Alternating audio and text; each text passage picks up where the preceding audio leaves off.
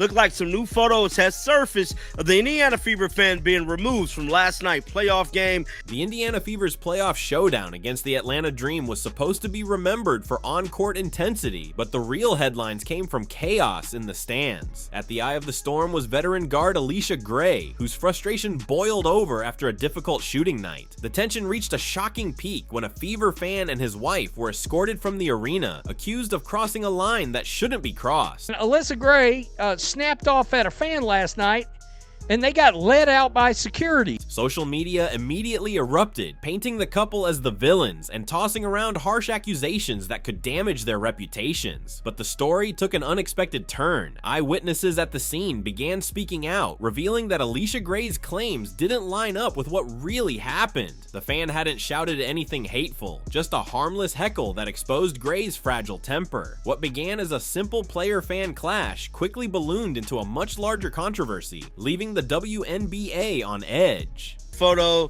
is leaked out of the internet. So this is the fan right here, I'm guessing, being removed from the stadium. And as y'all can see, Buddy got on the wristband. And he definitely paid to be down there. It stated players should not have to go through this. Go through what?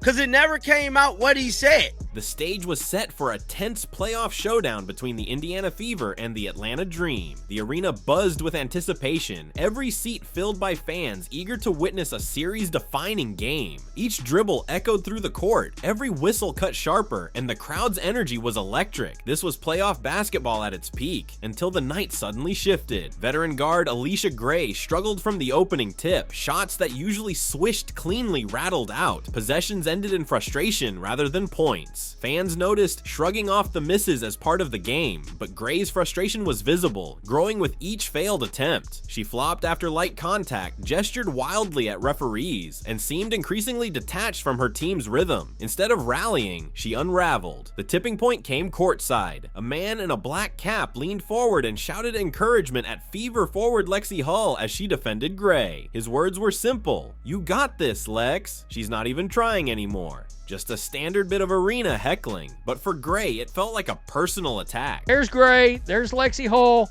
there's the wife, and here's the guy in the black cap. They're the fans in question, but now it's coming out that she got into it with all the fans sitting there because she was having a shitty night, like 4 of 16, and she was flopping around like a catfish out there. But she got angry because she got called out. Well, unfortunately for her, she has now been exposed.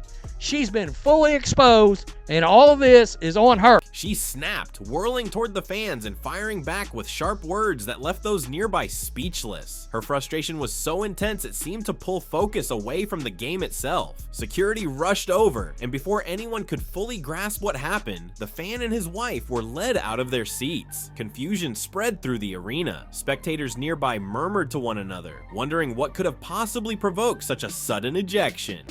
She instigated it. The fans didn't say shit to her that was out of line at all.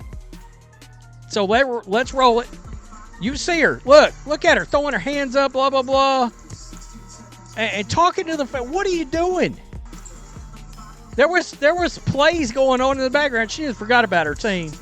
I mean, they are so thin-skinned in this league. It is unbelievable. From an outside perspective, it might have looked like routine arena protocol, but for those who saw it firsthand, the moment was shocking. The fans hadn't crossed any lines. They hadn't cursed, threatened, or interrupted the game. They'd only pointed out the obvious. Gray was struggling. The visuals were striking. Cameras caught the couple leaving the arena, faces filled with confusion, while Gray continued arguing from the court. Online, commentators and fans were quick to react. To many, it seemed less about maintaining order and more like a player leveraging her position to silence criticism instead of focusing on the game. It's funny because it's already been confirmed. He was saying typical heckling stuff. He called her flopper. The fans returned to their seats shortly after. By the way, Do your research instead of constantly spreading misinformation. What should have been remembered as a hard-fought playoff battle instead became defined by a visible meltdown, revealing raw frustration. In that instant, the focus shifted. The spotlight moved away from the Fever's fight on the court and onto a story about sensitive players, tense stars, and fans caught in the middle. What few realized at the time was that this was just the beginning. The incident would quickly spiral, drawing in social media, sparking heated debates, and forcing the WNBA to face uncomfortable truths about its culture and public image. As the fan exited the arena, unaware of the digital storm about to erupt, the first seeds of controversy had already been sown. This is getting ridiculous. This person said the Indiana Fever shut the Atlanta Dream down. Allisha Gray crying like a newborn infant baby over a fan. Come on, this is a playoff game. We are here to fight in your head, and clearly it worked.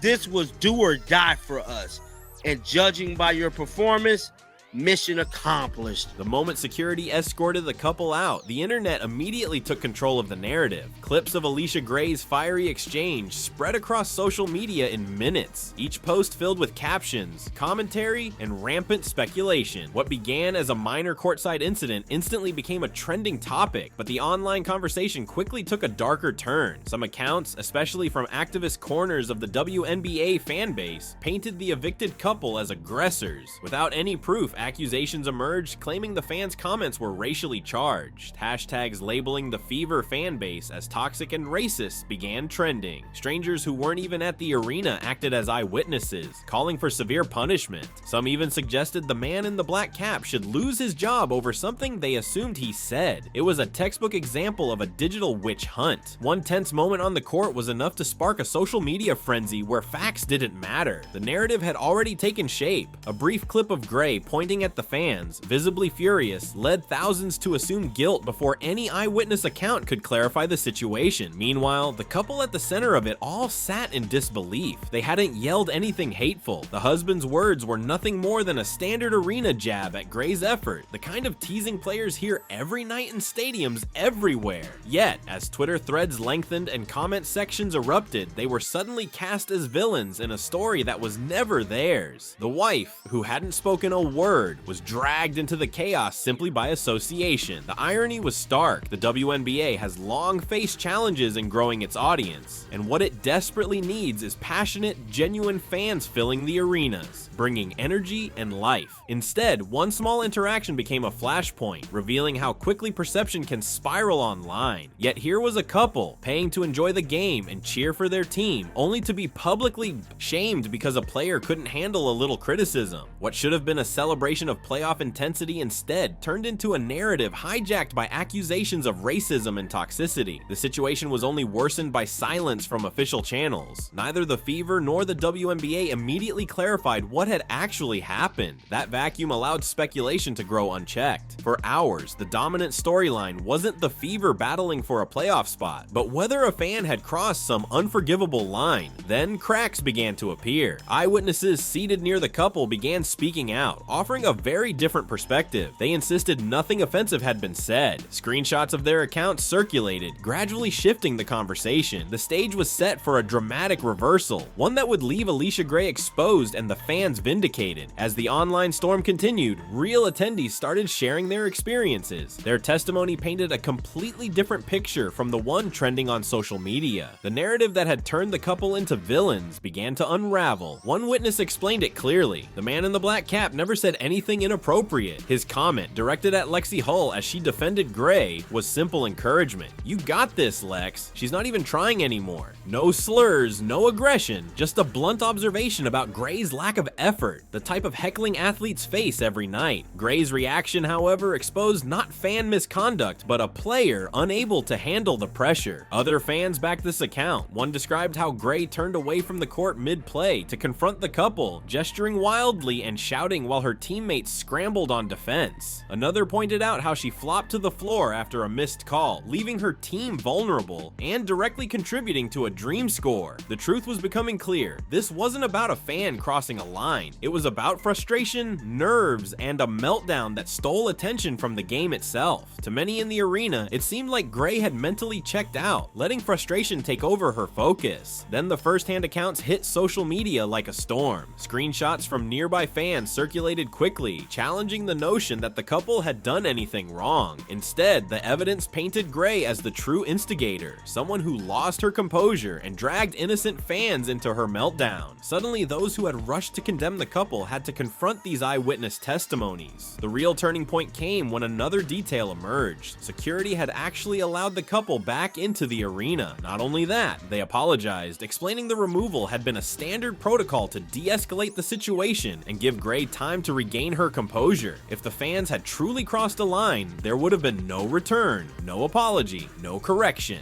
The reversal confirmed what witnesses were already saying. The fans were never the problem. What had started as a story about a supposedly toxic fan base now flipped completely. The spotlight was squarely on Gray, and not in a flattering way. Eyewitnesses made it clear that she had overreacted to a routine heckle, abandoned professionalism in the heat of a playoff battle, and nearly tarnished the reputation of innocent people. As these accounts spread, the question grew louder. If players can't handle even basic criticism without melting down, what does that say about the league itself? At the heart of it all was a simple truth. Allisha Gray was having a miserable night on the court. Her stat line told the story before the fans ever spoke. Shot after shot clanged off the rim, drives to the basket ended awkwardly. At one point, she was just 4 for 16 from the field, a brutal number for a player expected to be a key weapon in a playoff matchup. Each miss deepened her frustration, and every possession seemed to unravel her composure further. Fans who watched closely noticed her irritation wasn't contained. It spilled into her body language. She flailed on the floor after minimal contact, exaggerated fouls went unnoticed by referees, and she openly gestured in disbelief whenever calls didn't go her way.